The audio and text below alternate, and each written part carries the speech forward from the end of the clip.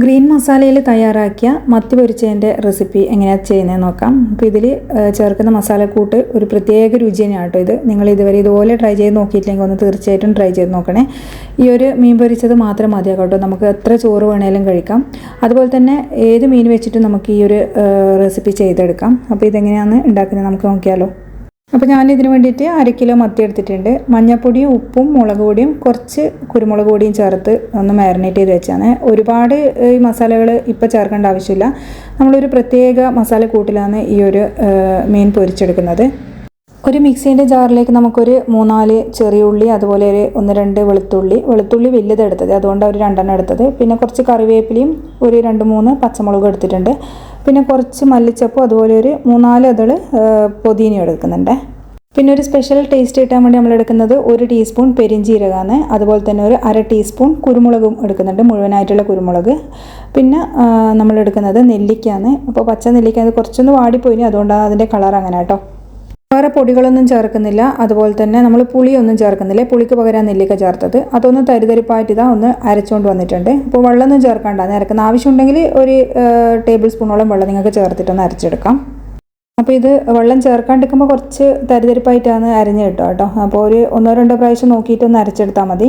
ഇടയ്ക്കിടെ ഒന്ന് മിക്സ് ചെയ്തിട്ട് അരച്ചെടുത്താൽ മതി. ഇനി ഇതിലേക്ക് ആവശ്യത്തിനുള്ള ഉപ്പും കൂടിയും ചേർത്ത് കൊടുക്കുന്നുണ്ട്. അപ്പോൾ തീരെ അരിഞ്ഞ് കിട്ടുന്നില്ല എന്നുണ്ടെങ്കിൽ വെള്ളം ചേർക്കാം കേട്ടോ.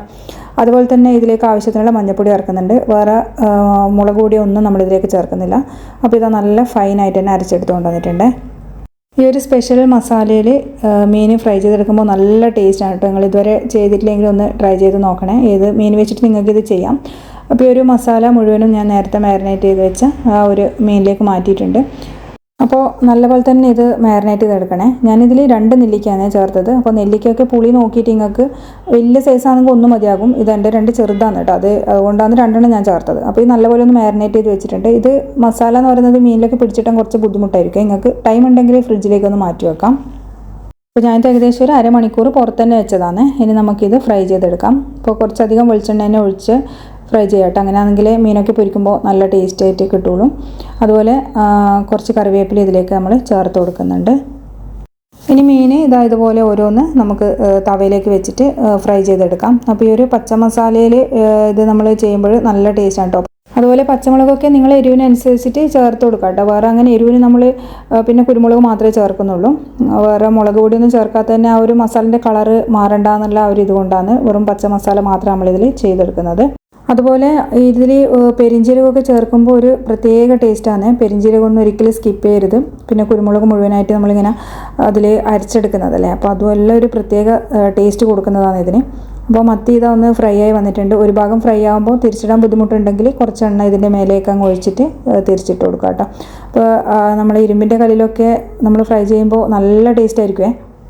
അതുപോലെ തന്നെ മീൻ ഫ്രൈ ചെയ്യുന്നതിൻ്റെ കൂട്ടത്തിൽ ഈ ഒരു മസാലയും ഒന്ന് നല്ലപോലെ ഫ്രൈ ചെയ്തെടുക്കാൻ നോക്കണം കേട്ടോ. മസാലയൊക്കെ ആടിയൊക്കെ പാനിലുണ്ടെങ്കിൽ അതും ഒന്ന് അങ്ങോട്ടും ഇങ്ങോട്ടൊക്കെ ഒന്ന് മിക്സ് ചെയ്തിട്ട് ഫ്രൈ ചെയ്തെടുക്കുക. ആ മസാലക്കാണ് ഒരു പ്രത്യേക ടേസ്റ്റ്. അത് ഫ്രൈ ആയി വരുമ്പോൾ നല്ല രുചിയാണ്. ഈ ചൂട് ചോറിൻ്റെ കൂടെയൊക്കെ ആ ഒരു മസാല മാത്രം മതിയാകും കേട്ടോ നമുക്ക് ചോറുണ്ണാൻ. അപ്പോൾ ഇത് നമ്മൾ ഓരോ ഭാഗം ഫ്രൈ ആവും തോറും ഇടയ്ക്കിടെ അങ്ങോട്ടും ഇങ്ങോട്ടും ഒന്ന് തിരിച്ചിട്ട് കൊടുക്കുക. ആ ഒരു പച്ച മസാലേൻ്റെ കളറൊക്കെ മാറി ഒന്ന് ഈ ഒരു കളറാവുന്നവരെ നമ്മൾ അങ്ങോട്ടും ഇങ്ങോട്ടൊക്കെ തിരിച്ചിട്ട് ഫ്രൈ ചെയ്തെടുക്കുക. അതുപോലെ തന്നെ ഓയിൽ ഒരുപാട് വേണ്ടി വരും ഈ ഒരു മത്തിക്ക്. അപ്പോൾ മത്തി ഫ്രൈ ചെയ്യുമ്പോൾ നിങ്ങൾക്ക് അറിയാമല്ലോ, നല്ലോണം എണ്ണ ഉണ്ടെങ്കിൽ നല്ല ടേസ്റ്റ് ഉണ്ടാവും. അതുപോലെ ഇടയ്ക്കിടെ ഇങ്ങനെ തിരിച്ചിട്ട് കൊടുക്കുമ്പോൾ ഡ്രൈ ആയിട്ട് തോന്നുന്നുണ്ടെങ്കിൽ വെളിച്ചെണ്ണ ചേർക്കാൻ മറക്കല്ലേ. വെളിച്ചെണ്ണയാണ് ഇതിൻ്റെ പ്രത്യേക ടേസ്റ്റ് എന്ന് പറയുന്നത് തന്നെ. പിന്നെ ഈ ഒരു മസാലേൻ്റെ കളറൊക്കെ മാറി ഒരു ബ്രൗൺ കളറായി വരുന്ന സമയത്ത് നമുക്ക് ഫ്ലെയിം നല്ലപോലെ കുറച്ച് വെച്ചിട്ട് നല്ലോണം ഒന്ന് മൊരിയിച്ചെടുക്കാം. നല്ലോണം മൊരിഞ്ഞാലാണ് കേട്ടോ നല്ല ടേസ്റ്റ് ഉണ്ടാകുക. ഞാനിത് ചെറിയ ഫ്ലെയിമിലേക്ക് മാറ്റിയിട്ട് നല്ലപോലെ ഒന്ന് ഫ്രൈ ചെയ്തെടുക്കുന്നുണ്ട് കേട്ടോ. ഇടയ്ക്കിടെ ഒന്ന് ഇളക്കി കൊടുക്കണേ, അങ്ങനെയാണെങ്കിൽ എല്ലാ ഭാഗവും ഫ്രൈ ആയിട്ട് കിട്ടുള്ളൂ. അപ്പോൾ നല്ല ടേസ്റ്റി ആയിട്ടുള്ള മത്തി ഫ്രൈ ഇവിടെ റെഡി ആയിട്ടുണ്ട്. ഇതുവരെ ഇതുപോലെ ഈ ഒരു മസാല തയ്യാറാക്കി നോക്കിയില്ലെങ്കിൽ തീർച്ചയായിട്ടും ഒന്ന് ട്രൈ ചെയ്ത് നോക്കണേ. വീഡിയോ ഇഷ്ടമായാലും ലൈക്ക് ചെയ്യാനും ഷെയർ ചെയ്യാനും സബ്സ്ക്രൈബ് ചെയ്ത് സപ്പോർട്ട് ചെയ്യാനും മറക്കരുത്. താങ്ക്